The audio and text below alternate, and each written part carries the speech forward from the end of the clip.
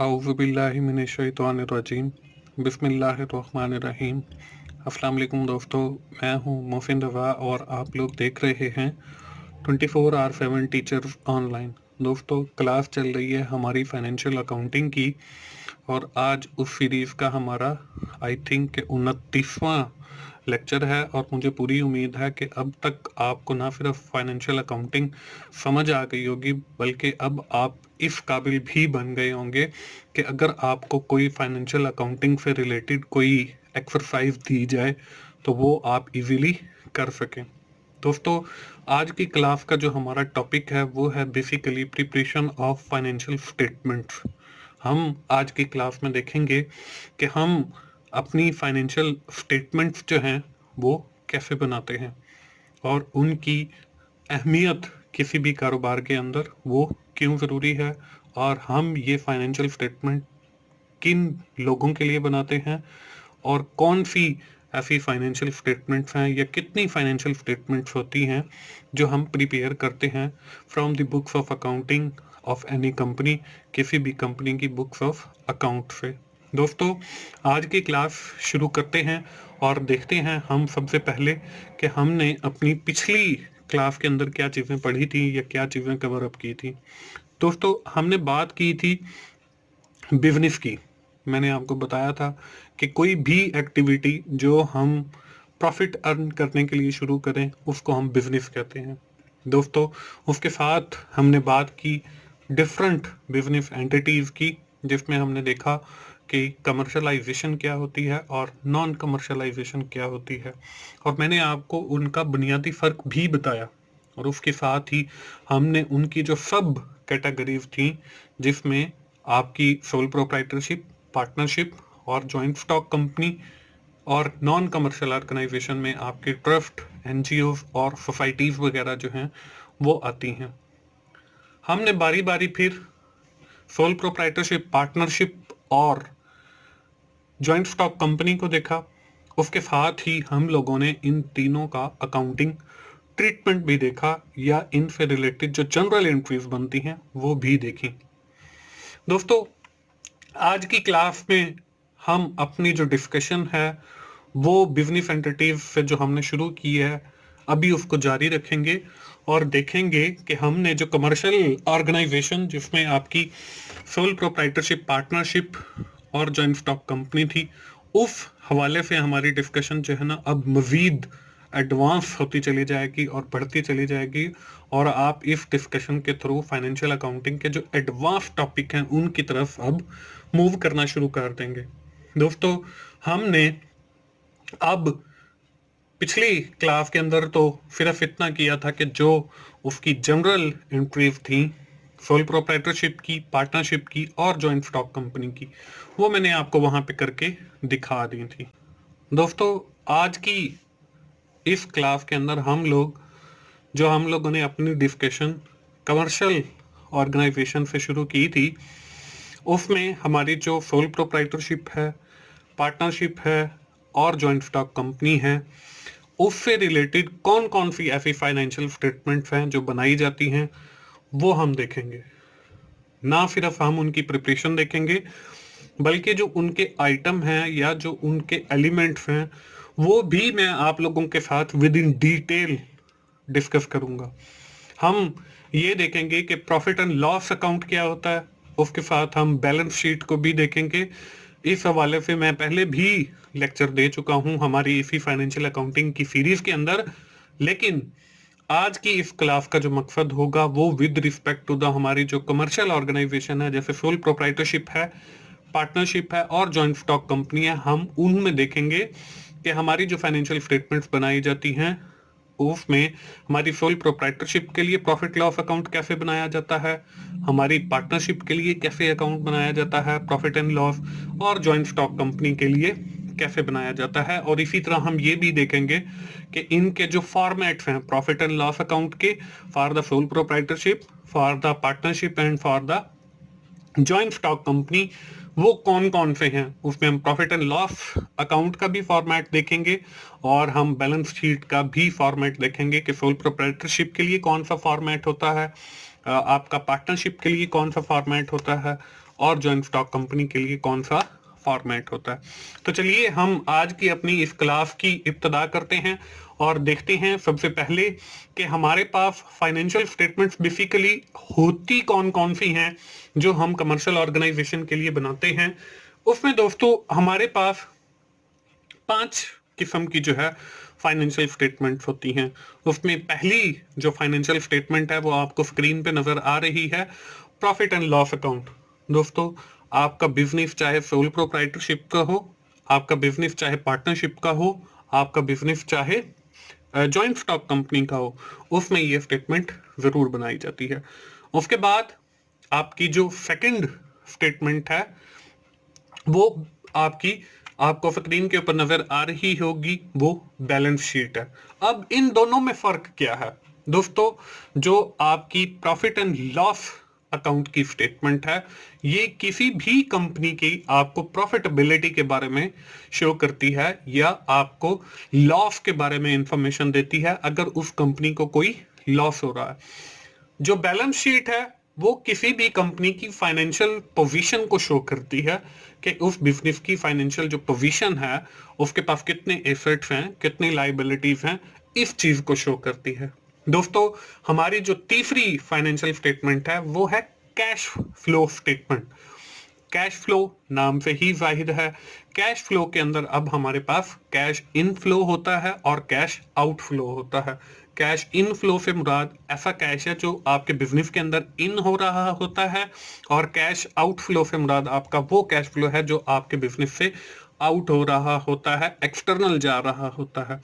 तो cash flow statement जो है बेसिकली आपके कैश इनफ्लो को, कि आपकी कंपनी के अंदर कितना कैश फ्लो आएगा, और कैश आउटफ्लो के आपकी कंपनी से कितना कैश बाहर जाएगा, इस चीज को शो करती है कैश फ्लो स्टेटमेंट। इसके बाद हमारी जो चौथी फाइनेंशियल स्टेटमेंट है वो है ऑनर इक्विटी स्टेटमेंट। अब ऑनर इक्विटी के बारे में हमने शुरू में जो हमारा दूसरा या तीसरा लेक्चर था, मैंने आप लोगों को बताया था कि ऑनर इक्विटी से मुराद ऐसी अमाउंट है जो कोई बंदा कारोबार के अंदर इन्वेस्ट करता है। अब ऑनर इक्विटी स्टेटमेंट हमें क्या बताएगी? ऑनर इक्विटी स्टेटमेंट हमें ये बताएगी कि हमारी ड्यूरिंग द फाइनेंशियल ईयर कितनी ऑनर इक्विटी इंक्रीज हुई है या डिक्रीज हुई है। अगर हमें कोई प्रॉफिट हुआ है तो वो ऑनर इक्विटी स्टेटमेंट के अंदर ऐड कर दिया जाता है, और अगर हमें कोई लॉस हुआ है तो वो ऑनर इक्विटी स्टेटमेंट से निकाल दिया जाता है। या ये भी हो सकता है कि जो ऑनर है वो अपना नया कोई कैश जो है अपने बिजनेस के अंदर इन्वेस्ट कर दे, या अपने किसी पुराने कैश को उस बिजनेस से निकाल के किसी और बिजनेस में इन्वेस्ट कर दे। तो ये जो सारी चीजें हैं आपकी इन्वेस्टमेंट से रिलेटेड उस बिजनेस की, वो आपकी ऑनर इक्विटी स्टेटमेंट के अंदर आती हैं। दोस्तों वैसे तो हमारे पास यही 4 फाइनेंशियल स्टेटमेंट्स होती हैं जो किसी भी कमर्शियल ऑर्गेनाइजेशन के लिए बनाई जाती हैं, जिसके अंदर आपकी सोल प्रोप्राइटरशिप आती है, पार्टनरशिप आती है और जॉइंट स्टॉक कंपनी आती है। लेकिन एक और भी स्टेटमेंट है जिसको नोट्स का नाम दिया जाता है, नोट्स टू द स्टेटमेंट। अब ये नोट्स क्या है? नोट्स जो है बेसिकली एक ऐसी इंफॉर्मेशन है जो आपकी डिटेल प्रोवाइड करती है आपके जो ऊपर फाइनेंशियल स्टेटमेंट्स बताई गई हैं, जिसमें प्रॉफिट एंड लॉस अकाउंट है, बैलेंस शीट है, कैश फ्लो स्टेटमेंट है और ऑनर इक्विटी है। उनके अंदर जो आपके आइटम्स होते हैं, मतलब प्रॉफिट एंड लॉस अकाउंट के अंदर सेल होता है, अब वहां पे सिर्फ एक ही वर्ड सेल लिख दिया जाता है। अब अगर हमने ये देखना हो कि उसके अंदर कौन कौन सी सेल शामिल है, हमने जैसे हम बात करते हैं कि जी हमारा एक जनरल स्टोर है, पार्टनरशिप के ऊपर हमने शुरू किया हुआ है, हमने उसके अंदर सेल लिख दीजिए 1 लाख। अब अगर हमने ये देखना है कि ये 1 लाख कौन कौन से ऐसे उस जनरल स्टोर के आइटम हैं जो हमने सेल आउट किए हैं, तो वो जो डिटेल हमें पता चलेगी वो हमें नोट्स से पता चलेगी। या मैं ये कहता हूं कि जी हमारा एक बुक सेंटर का बिजनेस है, हमने लिख दिया कि जी हमारी सेल जो है वो 2 लाख है। अब अगर हमने उसकी डिटेल देखनी है तो वो हमें पता चलेगी नोट से, उससे हमें ये पता चलेगा कि बुक्स हमारी इतनी फेल आउट हुई हैं, हमारी जो नोटबुक हैं वो इतनी फेल आउट हुई हैं, हमारे पास जो पेन हैं वो इतने फेल आउट हुए हैं। वो सारी जो डिटेल है आपको नोट्स से पता चलेगी। तो नोट्स हम कह सकते हैं कि ऊपर जो हमारी फाइनेंशियल स्टेटमेंट है 4, उनकी अगर आपने डिटेल देखनी हो तो वो आपको नोट्स से पता चलेगी, इसलिए हम इनको पांचवा जो हमारा पॉइंट है notes to the financial statement, उसको हम पांचवी स्टेटमेंट कंसीडर कर लेते हैं। अब हम बात कर रहे हैं प्रिपरेशन ऑफ फाइनेंशियल स्टेटमेंट की। मैंने आप लोगों से शेयर किया कि हमारे पास ये 4 किस्म की फाइनेंशियल स्टेटमेंट है और पांचवी वो नोट्स है। तो financial statement are prepared from the books of accounting, कि हमारी जो फाइनेंशियल स्टेटमेंट बनाई जाती हैं वो किसी भी बिजनेस की बुक्स ऑफ अकाउंटिंग, जो उनकी अकाउंटिंग की या हिसाब किताब की किताबें हैं, उनकी मदद से बनाई जाती हैं। दोस्तों, आज की ही इसी क्लास के अंदर हम मुख्तलिफ ये जो हमारी फाइनेंशियल स्टेटमेंट्स हैं इनको देखेंगे भी, ना सिर्फ देखेंगे बल्कि मैं आपको बनाना भी सिखाऊंगा इंशाअल्लाह ताला। It provide the information about the business, ये किसी भी कारोबार की इंफॉर्मेशन प्रोवाइड करने के लिए होती हैं टू द स्टेक होल्डर, उस बिजनेस के जो स्टेक होल्डर होते हैं उनको। तो हम फाइनेंशियल स्टेटमेंट जो हैं इसीलिए बनाते हैं कि उसके जो स्टेक होल्डर हैं या उसके जो इन्वेस्टर हैं उनको प्रॉपर इंफॉर्मेशन मिल सके उस बिजनेस के बारे में। तो ये है जी हमारी प्रिपरेशन ऑफ फाइनेंशियल स्टेटमेंट। अब दोस्तों बारी आती है कि हम इन फाइनेंशियल स्टेटमेंट्स को बनाएंगे कैसे। तो हमारे सामने स्क्रीन के ऊपर आपको पहली जो हमारी स्टेटमेंट है प्रॉफिट एंड लॉस अकाउंट की। अभी जो मैं आप लोगों को प्रॉफिट एंड लॉस अकाउंट का फॉर्मेट दिखा रहा हूं वो एक जनरल फॉर्मेट है, वो किसी भी ऑर्गेनाइजेशन के लिए यूज किया जा सकता है, वो एक स्टैंडर्ड फॉर्मेट है, वो आप सोल प्रोप्राइटरशिप में भी यूज कर सकते हैं, वो पार्टनरशिप में भी काफी हद तक यूज हो सकता है। लेकिन आइंदा आने वाले लेक्चर्स के अंदर मैं आपको स्पेसिफिक भी बताऊंगा कि सोल प्रोप्राइटरशिप का एक डिफरेंट फॉर्मेट है, आपका प्रॉफिट एंड लॉस अकाउंट का, पार्टनरशिप का आपका एक डिफरेंट फॉर्मेट है प्रॉफिट एंड लॉस अकाउंट बनाने का, और जॉइंट स्टॉक कंपनी का एक डिफरेंट फॉर्मेट है आपका प्रॉफिट एंड लॉस अकाउंट बनाने का। But for the time being मैं आपको एक जनरल फॉर्मेट शेयर कर रहा हूं ताकि आपको फाइनेंशियल अकाउंटिंग सीखने में मदद मिले। जब आपको ये जनरल फॉर्मेट समझ आ जाएगा तो फिर मेरे लिए आसान होगा कि मैं आप लोगों को वो specific format with respect to the organization type भी दिखा सकूं। स्क्रीन के ऊपर दोस्तों आपको एक टेबल नजर आ रहा है जिसके अंदर कुछ, पहला जो कॉलम है वो पर्टिकुलर्स का है, दूसरा जो कॉलम है वो अमाउंट का है और फिर अमाउंट का है। इस टेबल के अंदर बारी बारी मैं आपको आइटम दिखाता हूं। अभी तो मैं आपके साथ ये सिर्फ फॉर्मेट डिस्कस करता हूं, फिर हम इनके आइटम को भी बारी बारी जो है वो डिस्कस कर लेते हैं। सबसे पहला जो आइटम है वो आपको सेल्स का नजर आ रहा है, सेल्स के सामने अमाउंट जो आपको थर्ड कॉलम है उसके अंदर ये एक्स एक्स एक्स जो लिखा हुआ नजर आ रहा है ये रिप्रेजेंट करता है उस अमाउंट को, यहाँ पे सेल्स की अमाउंट लिखी जाती है। उसके बाद हम करते हैं जी लेस, इसमें से कास्ट ऑफ गुड सोल्ड। अब देखें इसकी जो आपको वैल्यू लिखी हुई नजर आ रही है उसके साथ ब्रैकेट है, मतलब हमने जो चीज इसके अंदर ऐड करनी होगी वो हम विदाउट ब्रैकेट्स लिखेंगे, और जो चीज उसमें से मिन्हा करनी होगी या लेस करनी होगी उसको हम विद इन ब्रैकेट लिखेंगे। ये मतलब एक याद कर लें कि ये भी अकाउंटिंग की एक चीज है। उसके बाद जब हम सेल्स में से माइनस करते हैं कास्ट ऑफ गुड सोल्ड को तो हमारे पास जो है ग्रॉस प्रॉफिट आ जाता है। दोस्तों आज से कुछ अर्सा पहले मैंने आप लोगों से प्रॉफिट एंड लॉस अकाउंट का एक और भी फॉर्मेट शेयर किया था जिसके अंदर आपको लेफ्ट साइड में और राइट साइड में चीजें नजर आ रही थी, और मैंने आपको बताया था कि जो हमारी लेफ्ट वाली साइड है उसको हम एज एन एक्सपेंसिव चार्ज कर लेते हैं और जो हमारी राइट वाली साइड है उसको एज एन इनकम चार्ज कर लेते हैं। लेकिन ये जो आपको प्रॉफिट एंड लॉस अकाउंट का मैं आपको फॉर्मेट दिखा रहा हूं इसके ऊपर जो चीजें हैं वो लेफ्ट और राइट में नहीं है बल्कि ऊपर नीचे टॉप टू बॉटम है। आप इनमें से कोई सा भी फॉर्मेट यूज कर सकते हो, ये नहीं है कि वो जो मैंने पहले बताया वो एक गलत फॉर्मेट है और अब मैं आपको ठीक बता रहा हूं, या अब मैं आपको गलत बता रहा हूं और वो आपका ठीक है। तो ये फॉर्मेट आप कोई सा भी यूज कर सकते हो। आप आइटम्स को ऊपर नीचे टॉप टू बॉटम रख लें या आप लेफ्ट टू राइट रख लें, आंसर जो है आपका वो सेम ही आएगा। वापस आते हैं जी सेल्स में से जब हमने माइनस किया कास्ट ऑफ गुड सोल्ड को, तो हमारे पास ग्रॉस प्रॉफिट आ गया। अब जब ग्रॉस प्रॉफिट आ गया तो उसमें से हम माइनस करेंगे एडमिनिस्ट्रेटिव एक्सपेंसिव, उसमें से हम माइनस करेंगे अपने सेलिंग एक्सपेंसिव। अब यहाँ पे देखें, ये जो एडमिनिस्ट्रेटिव एक्सपेंसिव है उसकी अमाउंट आपको सेकंड कॉलम के अंदर लिखी हुई नजर आ रही है, और जो आपके सेलिंग एक्सपेंस है उसकी भी आपको सेकंड कॉलम के अंदर वैल्यू लिखी हुई नजर आ रही है। लेकिन इन दोनों को हमने ऐड करके और फिर ग्रॉस प्रॉफिट से लेस करना है, तो इसलिए ये ऊपर ग्रीन कलर के अंदर आपको ग्रॉस प्रॉफिट की वैल्यू नजर लिखनी है, और नीचे आपने देखे, मैंने आपको पहले भी बताया कि जो हमारी माइनस वाली वैल्यू होगी वो विद इन ब्रैकेट लिखी जाएगी, तो वो आपको यहाँ पे नजर आ रही है। तो जब हम ग्रॉस प्रॉफिट से ये वाली अमाउंट लेस करेंगे तो हमारे पास जो आएगा वो आएगा ऑपरेटिंग प्रॉफिट। उसके बाद हम इस पे से और लेस करेंगे फाइनेंशियल एक्सपेंसिव। तो फाइनेंशियल एक्सपेंसिव की वैल्यू भी देखें, विद इन ब्रैकेट मैंने लिखी हुई है। इसको जब हम माइनस करेंगे तो हम इसके साथ ऐड करेंगे अदर इनकम, और फिर इस दोनों को, एक को लेस करने के बाद और एक को ऐड करने के बाद जो हमारे पास बचता है वो बचता है प्रॉफिट बिफोर टैक्स। अब हम इसमें से अपनी टैक्स की अमाउंट जो है वो डिटेक्ट करेंगे। जब हम उसको लेस करेंगे तो हमारे पास जो है वो नेट प्रॉफिट आ जाएगा।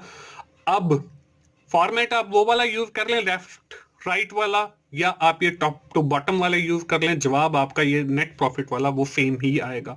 इसी तरह जो ऊपर आपको ग्रीन कलर में नजर आ रहे हैं उसके भी जो जवाब हैं वो सेम ही मिलेंगे। आप फॉर्मेट कोई सा भी यूज कर सकते हो। तो ये दोस्तों एक जनरल फॉर्मेट है प्रॉफिट एंड लॉस अकाउंट का। अभी आज के ही इसी लेक्चर के अंदर मैंने ये जो इसके अंदर आइटम आपको डिफरेंट नजर आ रहे हैं, सेल्स है, कास्ट ऑफ गुड सोल्ड है, एडमिनिस्ट्रेटिव एक्सपेंसिव है, आपके सीलिंग एक्सपेंसिव है, इनको भी डिटेल में मैं जो है आप लोगों के साथ शेयर करता हूं कि ये क्या है। अभी जो है हम लोग एक और फॉर्मेट देख लेते हैं फाइनेंशियल स्टेटमेंट का, जिसको हम कहते हैं जी बैलेंस शीट। अब ये जो बैलेंस शीट का फॉर्मेट है ये भी आपको मैं एक जनरल दिखा रहा हूं, और आज से कुछ अर्सा पहले मैंने आपको जो बैलेंस शीट बनाना सिखाई थी उसमें भी मैंने यही किया था कि आपकी लेफ्ट साइड के ऊपर आपके सारे एसेट्स मैंने लिए थे, और आपकी जो राइट साइड थी बैलेंस शीट की उस पे मैंने आपके लिए लाइबिलिटीज ली थी। लेकिन यहाँ पे जो मैं आपको फॉर्मेट दिखाने वाला हूँ वो एक स्टैंडर्ड फॉर्मेट है, जनरल फॉर्मेट है। आप वो वाला यूज कर सकते हो जो मैंने आपको पहले बताया, आप ये वाला यूज कर सकते हो, लेकिन इन दोनों में एक जो है आपका समझ लें हॉरिजेंटल है और एक वर्टिकल है। आज जो है मैं वो आपको वर्टिकल वाला दिखा रहा हूं, मतलब टॉप टू बॉटम वाला। तो इसके अंदर देखें, आपको एक फॉर्मेट जो है स्क्रीन के ऊपर नजर आ रहा है, जैसे हमारा प्रॉफिट एंड लॉस अकाउंट का था वैसे ही है ऑलमोस्ट। इसमें ऊपर जो है पर्टिकुलर्स लिखे हुए हैं, सेकंड कॉलम के अंदर अमाउंट है और फिर थर्ड कॉलम के अंदर आपकी फिर से अमाउंट लिखी हुई है। अब इसमें ऊपर जो है मैंने आपके लिए लिखा है एसेट्स, और नीचे जो है आपके लिए ली है लाइबिलिटीज। अब इससे भी फर्क नहीं पड़ता, आप ऊपर लाइबिलिटीज को रख लें, आप नीचे लाइबिलिटीज को रख लें, कोई इशू नहीं है, लेकिन आपका जो जवाब है वो सेम आना चाहिए।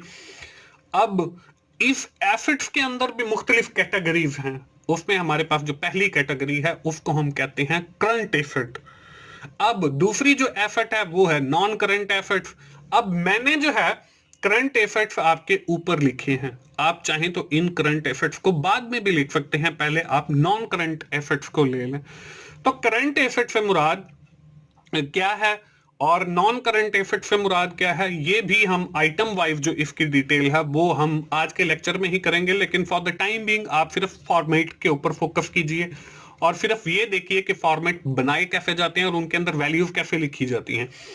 करंट एसेट के अंदर दोस्तों हमारे पास आ जाता है कैश, कैश इन हैंड जो आपके पास होता है, बैंक जो आपके पास बैंक बैलेंस होता है, आपके पास स्टॉक या इन्वेंट्री आ जाता है, आपके पास डेबिटर्स या वो लोग जिनसे आपने पैसे लेने होते हैं वो सारे आ जाते हैं, और ये सारे आपके करंट एसेट के अंदर आते हैं।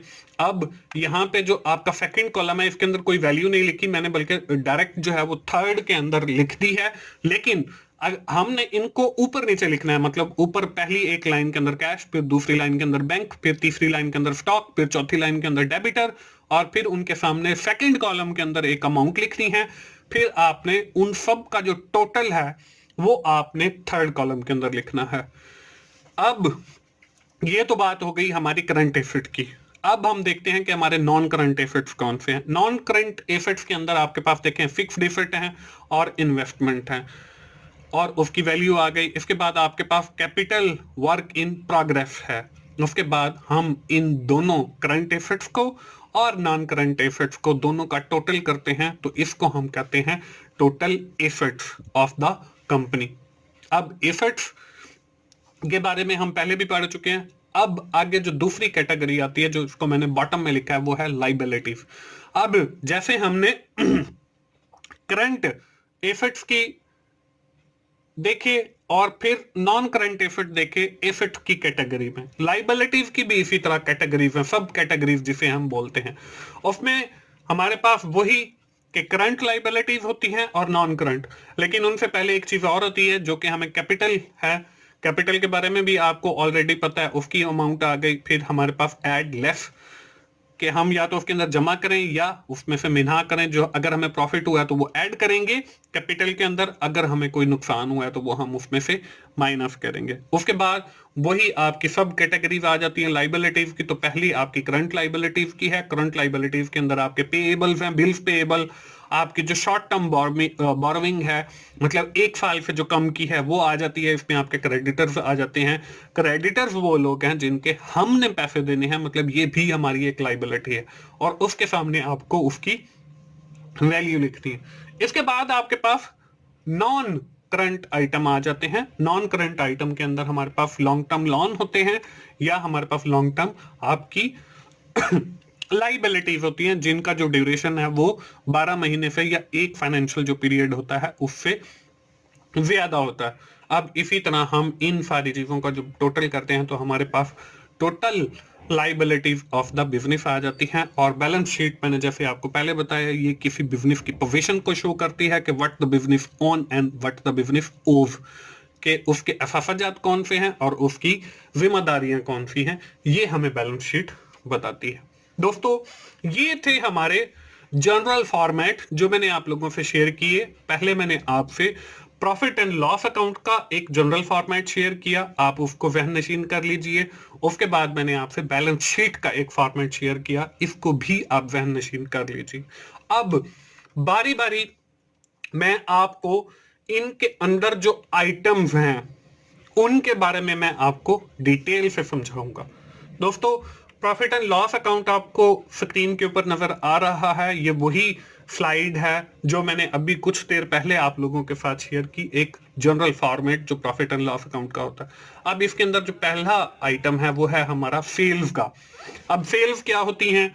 The exchange of commodity for money is known as sale, कि आप जो चीज किसी भी कमोडिटी के अगेंस्ट एक्सचेंज करते हो उसको हम सेल कहते हैं, वो पैसों की सूरत में होती है। इसी के ऊपर मेरा ये जो सीरीज चल रही है, इसमें आपका जो लेसन नंबर 2 है उसके अंदर सेल की कंप्रीहेंसिव एक डेफिनेशन मौजूद है। या अगर आपको सेल का नहीं पता तो आप मेरी इसी सीरीज का लेसन नंबर 2 जो है वो सुने, तो आपको सेल का बेहतर आइडिया हो जाएगा। अब जो दूसरा आइटम है वो आपको स्क्रीन के ऊपर नजर आ रहा है, cost of good sold. Cost of good sold, CGS भी हम इसे कहते हैं। कास्ट ऑफ गुड सोल्ड होती क्या है? CGS is the cost of manufacturing the product और सर्विसेज, कि ये आपकी वो कास्ट है जो आपने प्रोडक्ट बनाई है या सर्विस है उसके ऊपर लागत कितनी आ रही है। तो सीजीएस जो है एक ऐसी स्टेटमेंट है जो आपको ये बताती है कि आप जो प्रोडक्ट या सर्विसेज ऑफर कर रहे हैं फॉर द सेल उसकी लागत कितनी है। दोस्तों, cost of good sold statement की अपनी एक वो है, पूरी एक फॉर्मेट है। आपने अगर आपको कास्ट ऑफ गुड सोल्ड बनाना नहीं आती तो मेरी ये जो सीरीज चल रही है इसमें जो आपका लेसन नंबर 16 है, 16वां लेक्चर, वो कास्ट ऑफ गुड सोल्ड के हवाले से है। तो आप कास्ट ऑफ गुड सोल्ड अगर बनाना सीखना चाहते हैं तो आप मेरा वो लेक्चर सुनिए, वहां पे मैंने with in detail cost of good sold statement बनाना सिखाया। इसी तरह अगला जो आइटम है वो आपके पास एडमिनिस्ट्रेटिव एक्सपेंसेस का। अब एडमिनिस्ट्रेटिव एक्सपेंसेस क्या होते हैं? Admin expenses are the expenses to run the business effectively कि कारोबार को इफेक्टिवली चलाने के लिए जो आपको अखराजात बियर किए जाते हैं वो आपके एडमिनिस्ट्रेटिव एक्सपेंसेस होते हैं। उसमें आपके यूटिलिटीज बिल हो सकते हैं, जिसमें आपका इलेक्ट्रिसिटी बिल है, टेलीफोन का बिल है, गैस का बिल है, पानी का बिल है। तो ये सारे यूटिलिटीज बिल की कैटेगरी के अंदर आते हैं और इनको हम एडमिनिस्ट्रेटिव एक्सपेंसेस के अंदर लिखते हैं। उसके बाद आपके पास रेंट है बिल्डिंग का, सैलरीज हैं जी आपके मुलाजमों की, कुछ आपके दफ्तर के अखराजात हैं, रिपेयर एंड मेंटेनेंस है। तो ये सारे जितने भी अखराजात हैं ये सारे के सारे हमारे एडमिनिस्ट्रेटिव एक्सपेंसेस के अंदर आते हैं। इसके बाद जो अगला आइटम है वो है हमारे पास सेलिंग एक्सपेंसेस का। अब सेलिंग एक्सपेंसेस क्या होते हैं? The expenses to sell out the product and services, कि किसी भी प्रोडक्ट को या सर्विस को सेल करने के लिए जो अखराजात बर्दाश्त किए जाते हैं उनको हम सेलिंग एक्सपेंसिव कहते हैं। इसमें आपकी ट्रांसपोर्टेशन हो सकती है, इसमें आपका कैरिज हो सकता है, इसमें आपका सेल्स टैक्स हो सकता है, इसमें आपका फ्राइट हो सकता है ये भी एक किराए की किस्म है। इसमें आपके पास सेलमैन की सैलरी हो सकती है। उसके बाद जो अगला आइटम है वो आपके पास फाइनेंशियल एक्सपेंसिव है। अब फाइनेंशियल एक्सपेंसिव कौन से होते हैं? आर दोज एक्सपेंसिव टू पे द इंटरेस्ट ऑन लोन। आपने जो लोन लिया है उसके ऊपर जो आप इंटरेस्ट पे करोगे या कोई बैंक चार्जेस की सूरत में हो सकते हैं, तो वो जो आपके अखराजात होंगे उनको हम फाइनेंशियल एक्सपेंसिव कहेंगे। दोस्तों अगला जो आइटम है वो है आपका income tax. The amount paid on our income is known as income tax. कि हम जो अमाउंट अपनी आमदनी के ऊपर पे करते हैं उसको हम इनकम टैक्स कहते हैं। इसके बाद अगला जो आइटम आपको स्क्रीन के ऊपर नजर आ रहा है आखिरी, वो है अदर इनकम। इसमें दोस्तों इंटरेस्ट अर्न है और इन्वेस्टमेंट प्रॉफिट है, कि आपने किसी को लोन दिया हुआ है उसके ऊपर वो आपको जो इंटरेस्ट देता है वो आपकी अदर इनकम के अंदर लिखी जाती है।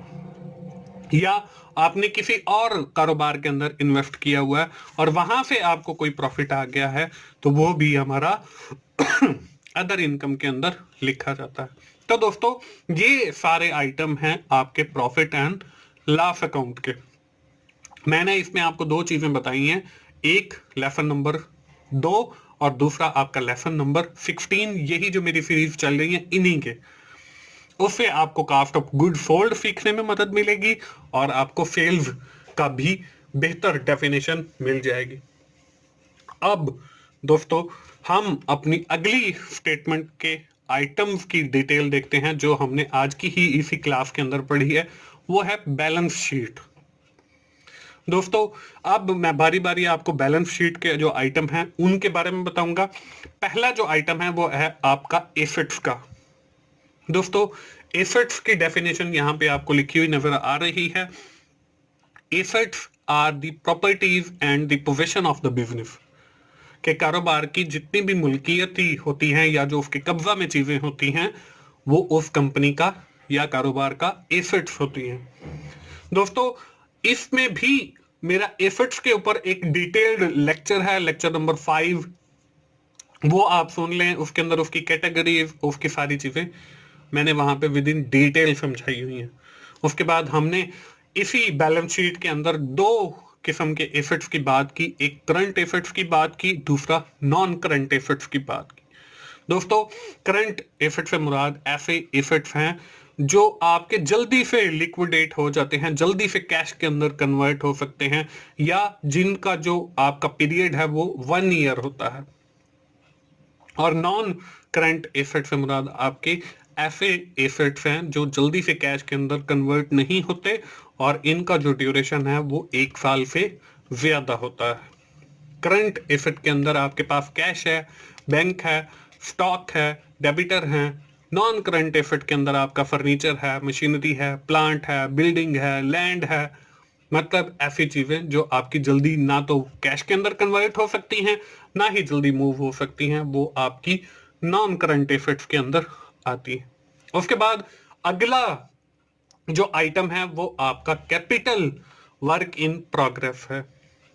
अब if an effort is not completed when balance sheet is prepared, कि जब आप बैलेंस शीट बना रहे हैं उस वक्त आपका कुछ एफर्ट या कोई एफर्ट ऐसा है जो अभी मुकम्मल कंप्लीट नहीं हुआ, जिसकी कॉस्ट का आपको पता हो, तो हम क्या करते हैं, all cost of this that effort is transfer to an account, this account is known as capital work in progress account. हम उस एसेट के ऊपर जितनी कास्ट इनकर हो चुकी होती है वो सारी की सारी एक अकाउंट के अंदर ट्रांसफर कर देते हैं और उस अकाउंट को हम कैपिटल वर्क इन प्रोग्रेस कहते हैं। दोस्तों, ये तो बात हो गई हमारी एसेट साइड की। अब हम लाइबिलिटी साइड को देखते हैं। लाइबिलिटी साइड के अंदर लाइबिलिटीज का भी लेक्चर नंबर 5 है, उसके अंदर मैंने लाइबिलिटीज के हवाले से सारा समझाया हुआ है। इसी ये जो मेरी सीरीज चल रही है इसी का लेक्चर नंबर 5 है, तो आप वहां पे जाके उसको और ज्यादा बेहतर तरीके से समझ सकते हैं। लेकिन यहाँ पे भी मैंने एक शॉर्ट सी डेफिनेशन दे दी है, liabilities are the debts and obligation of the business. इससे मुराद वो जिम्मेदारियां या कर्ज है जो कारोबार ने देना होता है। इसमें भी हमारे पास दो कैटेगरीज हैं, एक हमारी करंट लाइबिलिटीज है और दूसरी नॉन करंट लाइबिलिटीज है। अब करंट और नॉन करंट का तो आपको आइडिया हो गया होगा कि करंट जो 1 साल के अंदर और नॉन करंट जो आपकी 1 साल से शायद है। करंट लाइबिलिटीज के अंदर आपके बिल्स पेएबल हैं और क्रेडिटर्स हैं। इसी तरह जो आपका नॉन करंट लाइबिलिटीज हैं वो आपका लॉन्ग टर्म है, लॉन्ग टर्म लाइबिलिटीज हैं, और उसी के अंदर आपके लोन वगैरह भी आ जाते हैं।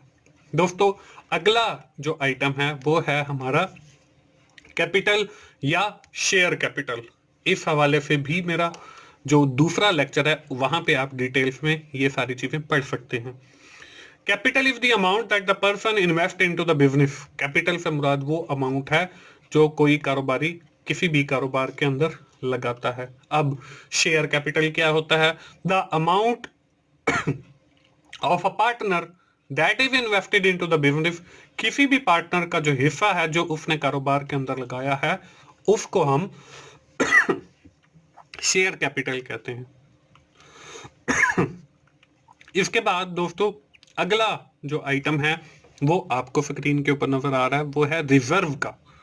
अब रिजर्व क्या होती हैं, the portion of profit that is not distributed among the shareholder or the owner of that business is known as reserve। के प्रॉफिट का वो हिस्सा जो हम अपने पार्टनर्स के दरमियान या शेयर होल्डर के दरमियान तकसीम नहीं करते बल्कि हम किसी मकसद के लिए उन्हें रख लेते हैं तो उसको हम रिजर्व कहते हैं। अब रिजर्व की भी हमारे पास दो अकसाम है, एक हमारी जनरल रिजर्व होती है, एक आपकी स्पेसिफिक रिजर्व होती है। जनरल रिजर्व ऐसी रिजर्व जो किसी भी मकसद के लिए यूज की जा सकती है, कि हमें कोई नुकसान हो गया हम वहां से पैसे उठाएंगे पूरा कर लेंगे। स्पेसिफिक रिजर्व है ये किसी एक खास मकसद के लिए, एक पर्टिकुलर मकसद के लिए, मसलन अगर हमारी कंपनी को आग लग गई तो हम नई कंपनी बनाना चाहेंगे तो उसके लिए स्पेसिफिक रिजर्व यूज करेंगे। या जलजला आ गया, आपकी कंपनी की कुछ चीजें डैमेज हो गई तो वो चीजें खरीदने के लिए भी आप स्पेसिफिक रिजर्व को यूज कर सकते हो। तो दोस्तों ये हमारी आइटम वाइज जो है डिटेल है बैलेंस शीट की। दोस्तों हमारी आज की जो क्लास की डिस्कशन है हम उसको यहीं पे वाइंड अप करेंगे और आइंदा आने वाली क्लास के अंदर ये जो मैंने आपको आइटम वाइज चीजें दिखाई हैं इनकी जो कैलकुलेशन है उस हवाले से हम बात करेंगे। दोस्तों हमारे एग्जाम पॉइंट ऑफ व्यू की अगर मैं बात करूं तो हमारा जो एग्जाम है वो पूरी की पूरी हमें प्रॉफिट लॉस अकाउंट या बैलेंस शीट भी बनानी आ सकती है, लेकिन चूंकि हमारा एग्जाम का जो टाइम है वो शॉर्ट होता है इसलिए हमें ये जो आइटम वाइज हैं आइटम वाइज कैलकुलेट करने के लिए चीजें आ जाती हैं कि आप लाइबिलिटीज कैलकुलेट करें, आप एसेट कैलकुलेट करें, आप cost of good sold calculate करें, आप ग्रॉस प्रॉफिट कैलकुलेट करें, आप नेट प्रॉफिट कैलकुलेट करें, आप ऑपरेटिंग प्रॉफिट कैलकुलेट करें। तो इस तरीके से हमें जो है आइटम वाइज कैलकुलेशंस आ जाती हैं। तो अगली आइंदा आने वाली क्लास के अंदर इंशाल्लाह मैं आपको इन आइटम वाइज कैलकुलेशंस के बारे में भी सिखाऊंगा। तो दोस्तों, मुझे उम्मीद है आज की क्लास की आपको समझ आ गई ही होगी। दोस्तों, अगर आपको मुफिन की ये सीरीज फाइनेंशियल अकाउंटिंग की अच्छी लग रही है तो उसे लाइक कीजिए, अपने दोस्तों के साथ शेयर कीजिए जिनको फाइनेंशियल अकाउंटिंग सीखने में मसला है, और कमेंट की सूरत में अपना फीडबैक दीजिए। और मेरा चैनल 24/7 टीचर्स ऑनलाइन सब्सक्राइब कीजिए ताकि मेरी हर आने वाली वीडियो या लेक्चर आप लोगों तक पहुंच सके और आप उससे सीख सकें। दोस्तों, मिलते हैं अगली फाइनेंशियल अकाउंटिंग क्लास में। उस वक्त तक के लिए मुझे इजाज़त दीजिए।